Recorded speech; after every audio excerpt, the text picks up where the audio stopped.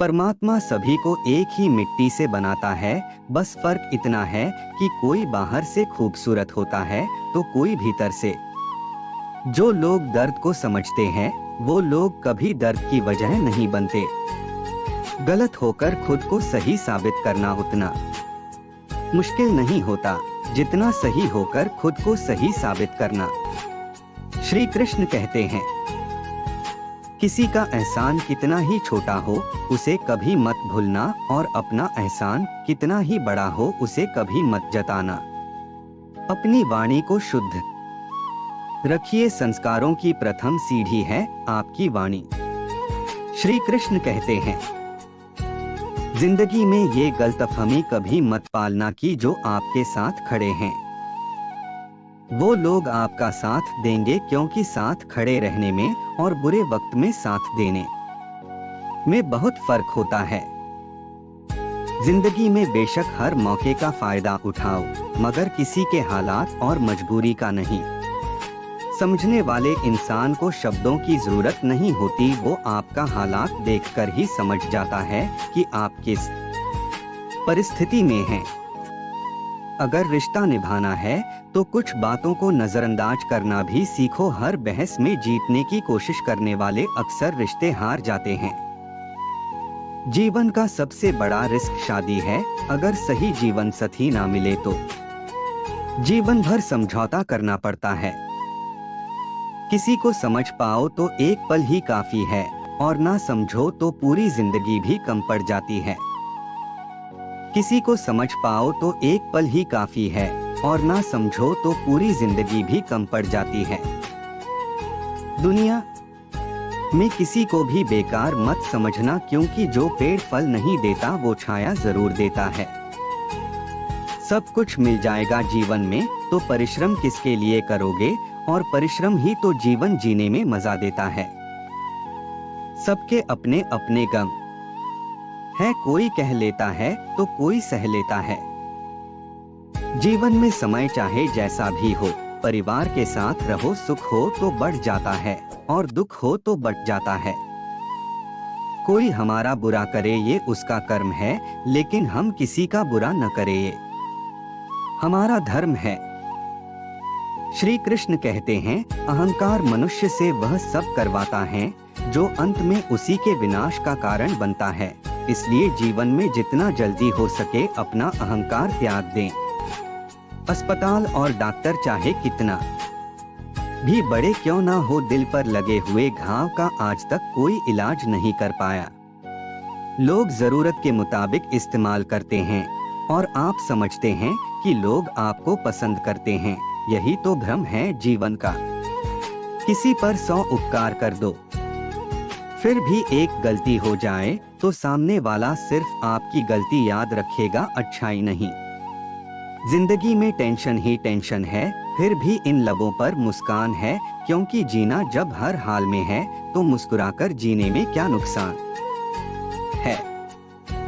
गरीब व्यक्ति की हाय और दोगले व्यक्ति की राय इंसान को जड़ सहित मिटा देती है। कभी फूलों की तरह मत जीना, जिस दिन खिलोगे बिखर जाओगे। जीना है तो पत्थर बनकर जियो, किसी दिन तराशे गए तो खुदा बन जाओगे।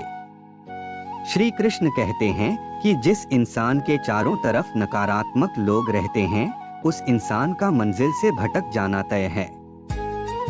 सिर्फ दिखावे के लिए अच्छा मत बनो, परमात्मा आपको बाहर से नहीं बल्कि भीतर से जानते हैं। मोह अधिक हो जाए तो बुराई नहीं दिखती, और यदि घृणा ज्यादा हो जाए तो अच्छाई नजर नहीं आती। धैर्य रखें, हर दुख के बाद सुख का समय भी अवश्य आता है। मनुष्य का असली चरित्र तब सामने आता है जब वो नशे में होता है। फिर नाश चाहे धन का हो, पद का हो, रूप का हो या शराब का। जिंदगी में सब कुछ दोबारा मिल सकता है, लेकिन वक्त के साथ खोया हुआ रिश्ता और भरोसा दोबारा कभी नहीं मिलता। सदियों पहले की बात है, हिमालय के घने जंगलों में हाथियों की 2 खास प्रजातियां पाई जाती थीं।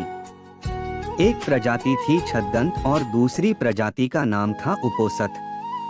इनमें से छद्दंत प्रजाति काफी मशहूर थी। विशाल 6 दांतों की मौजूदगी के कारण ही इन्हें छद्दंत के नाम से पुकारा जाता था। इन हाथियों का सिर और पैर किसी मणि की तरह सुर्ख लाल दिखाई देते थे। इन छद्दंत हाथियों का राजा कंचन गुफा में रहा करता था। उसकी महासुभद्दा और चुल्लसुभद्दा नाम की 2 रानियां थीं। एक दिन हाथियों का राजा अपनी दोनों रानियों के साथ पास के एक सरोवर में नहाने के लिए जाता है। उसी सरोवर के किनारे एक पुराना विशाल वृक्ष लगा हुआ था। उस वृक्ष पर लगे फूल बड़े ही खूबसूरत और मनमोहक खुशबू वाले थे। गजराज ने खेल खेल में अपनी सूंड से उस वृक्ष की एक डाल को कसकर हिलाया। इससे डाल पर लगे फूल महासुभद्दा पर झड़ने लगे और वह गजराज से बहुत प्रसन्न हुई।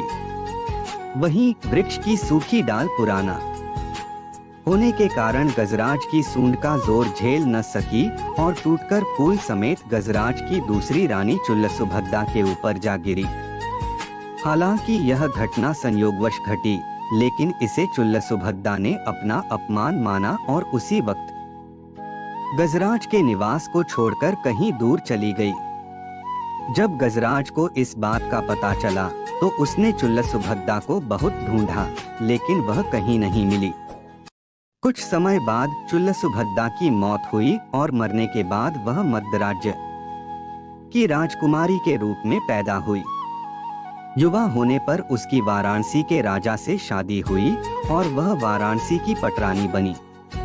पुनर्जन्म के बाद भी वह छद्दंतराज द्वारा भूलवश हुए उस अपमान को भूली नहीं और उसका बदला लेने का सोचती रही। एक दिन मौका पाकर उसके वाराणसी के राजा को छद्दंतराज के दांत हासिल करने के लिए उकसाया। परिणाम स्वरूप कुछ कुशल निषादों के समूह को राजा ने गजराज के दांत लाने के लिए भेज दिया।